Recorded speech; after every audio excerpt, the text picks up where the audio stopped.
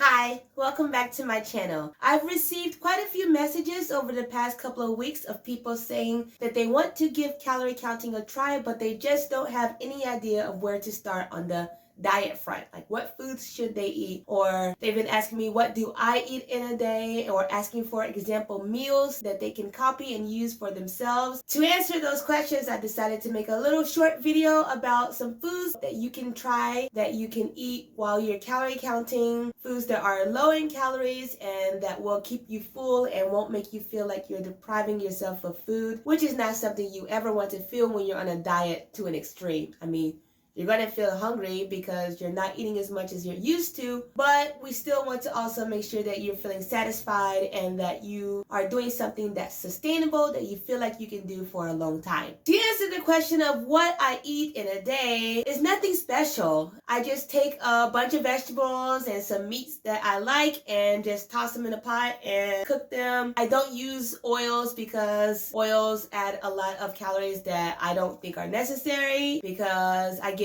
the nutrients that are in oils and other foods. I am a big supporter of meal prepping. Meal prepping will go a long way towards helping you be prepared for the food that you're about to eat. Prepare your meals ahead of time so you don't have to think about, what am I going to cook? What should I make? It takes a lot of the guesswork out, and when I don't have to think about what I'm going to eat, I make a lot better choices because my food is already ready for me. I don't have to cook or prepare a lot. I don't have to think about how many calories is in this because I prepared for that beforehand. And I usually keep a set number of meals that I know the exact calorie count. I know how to cook them to the way that I like, and I stick with those few meals. My roommates like to make fun of me because I'm the kind of person who can eat the same thing every day for months at a time, but that may not work for everybody, and that's fine. Everybody's going to be different. So when I was planning on what I was going to eat, I had my calorie goal, which at that time, when I first started calorie counting, it was 1,200. Now that I'm doing a lot more exercise, I've boosted it up to about 1,400, give or take. So you choose your calorie budget, and then you choose what kind of foods you can fit into that space. I like to eat a lot at once. I am a volume eater, and I like the feeling of being full. It's just what I like. It is something I'm trying to change, but I'm not in a rush to do so. So I figured I'd do something to fit my eating style and my desire for fullness while staying in a calorie deficit, which is not hard once you know the steps you need to take to achieve that goal. So how did I stick to 1,200 calories and still feel full every day with every meal? Vegetables are going to be your best friend. They are very low in calories. They have a lot of fiber and they can be very filling. I'm going to say these calories in 100-gram portions because that's the easiest way to measure them out. By the way, if you're going to be measuring things out and calorie counting, you should probably get a food scale. It's hard to know exactly how much you're eating if you're not weighing out. And it takes a couple of seconds. It's not something that will take a lot of time or will make you obsessive about the food you're eating. It's just information. It's just a way to see exactly how much you're eating so that you can be 1,000% sure of whether or not you're hitting that calorie goal. So for example, 100 grams of mushrooms is only 22 calories. That's a lot of mushrooms for just a few calories. Broccoli is only 34 calories for 100 grams. Carrots, 41. Onions, 43. Spinach,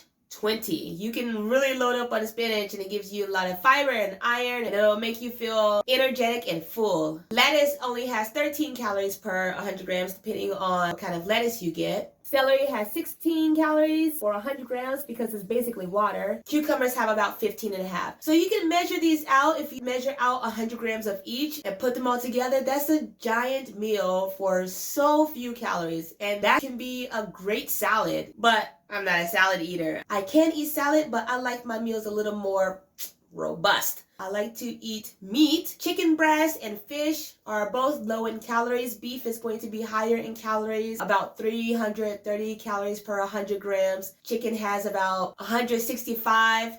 Atlantic cod has about 82, which is pretty good. Pork has about 240. So you can choose what kind of meat you like and try to fit that into your goal. My first meal was a giant salad when I first started calorie counting because vegetables were the easiest thing to incorporate into my diet. They're healthy, they made me feel full and satiated. The meat added the protein that I needed for the small amount of exercise I was doing at that time. So I got to eat a lot and feel full while still losing weight. Another thing I like to make is overnight oats. I love making overnight oats, and it's easy because all I have to do is put these ingredients in the bowl, put them in the fridge overnight, wake up in the morning, and my breakfast is ready before I'm even fully awake. The things I eat really aren't special. They're pretty boring. Especially during the weekday, I don't want to have to think about my meals a lot, so I usually just eat the same thing over and over. It takes a lot of the thinking away from me, which for me is my problem. If I think too much, I am more likely to overeat or go on a binge because I'm thinking of all the foods that I want to eat. When I meal prep, I don't have to think. It's already ready for me. I can just grab it and go and continue on with my day. So you just have to find something that fits the way you like to eat and fits the foods that you enjoy eating. There's no sense in eating something that you hate. It's not going to make you feel good. It's not something that's going to be sustainable. There's no sense in taking away foods. If you're not interested in taking away food, you don't have to. You just need to find out how many calories are in per gram or per 100 grams and fit that into your calorie budget. It will take time. You just have to take the time to figure out what you want to eat. Look at the recipe for it. You can modify recipes that you find online. Look at how many calories are in each item. It was so easy to find the number of calories that I told you about the foods that I listed. I just looked online and literally typed calories and whatever food it was, and it popped up per 100 grams.